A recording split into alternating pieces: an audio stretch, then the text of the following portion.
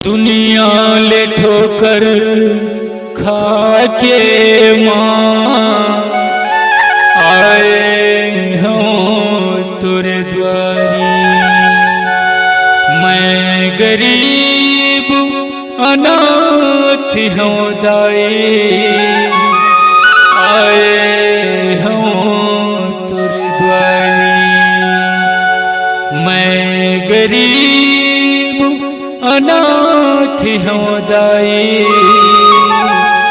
आए हूँ तुरे द्वारी।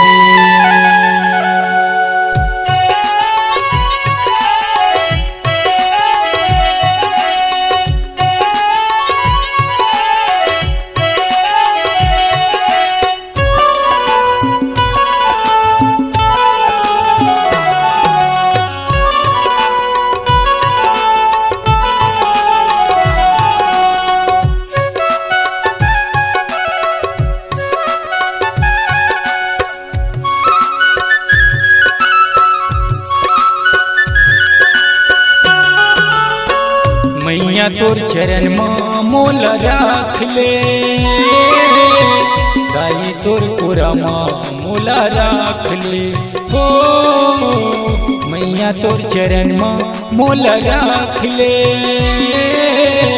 दाई तोर पूरा माँ मोला राख ले। मैं आई हूँ तोर दुआरी डोली है मोर खाली। मैं आई हूँ तोर दुआरी झोली है मोर खाली। ओ राम बेटा समझ के राख ले। मैया तोर चरण माँ मोला राख ले दाई तोर पूरा माँ मोला राख ले।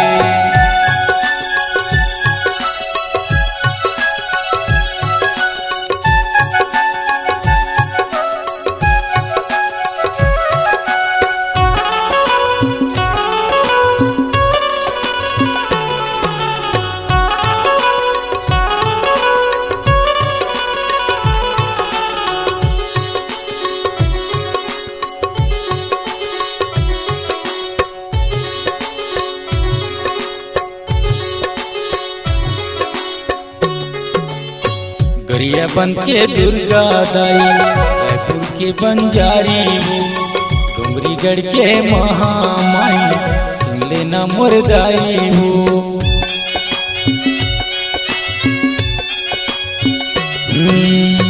गरिया बन के दुर्गा दाई रायपुर के बंजारी हो।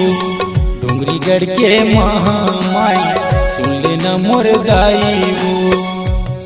सुन ले मोरे अम्बे माई कहत हूँ तोला दाई। सुन ले मोरे अम्बे माई कहत हूँ तोला दाई। सुन ले गरीब के गुहार दाई तोर चरण माँ मोल राख ले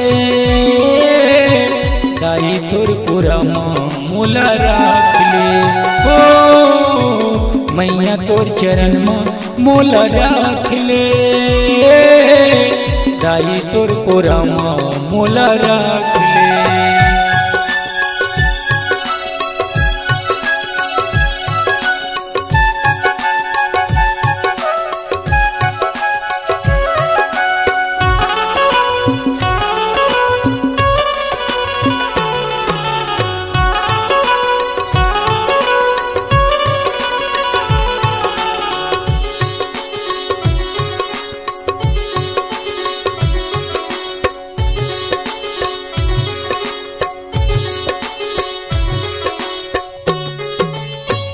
गीत के लिखैया दाई चंद्र नवागढ़ के हो। किशोर पांडे ओला पीछे हवै तोर पुजारी हो।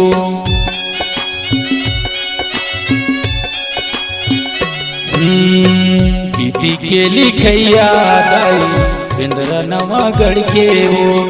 किशोर पांडे ओला पीछे हवै तोर पुजारी हो।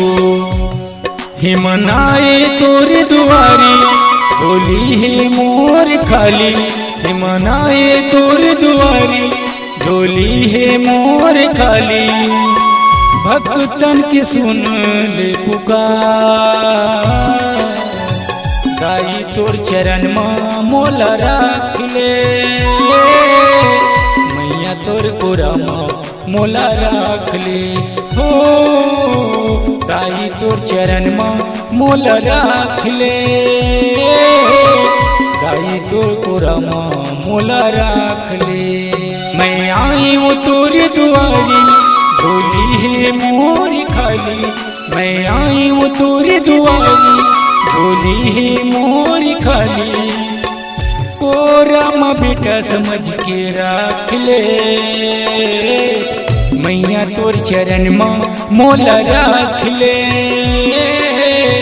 दाई तोर पूरा मोला राख ले, मैया तोर चरण में मोला राख ले, दाई तोर पूरा मोला राख ले, मैया तोर चरण में मोला राख ले, दाई तोर पूरा मोला राख ले, दाई तोर पूरा मोला राख ले हो, मैया तोर पूरा मोला राख ले, मैया तोर पूरा मोला राख ले।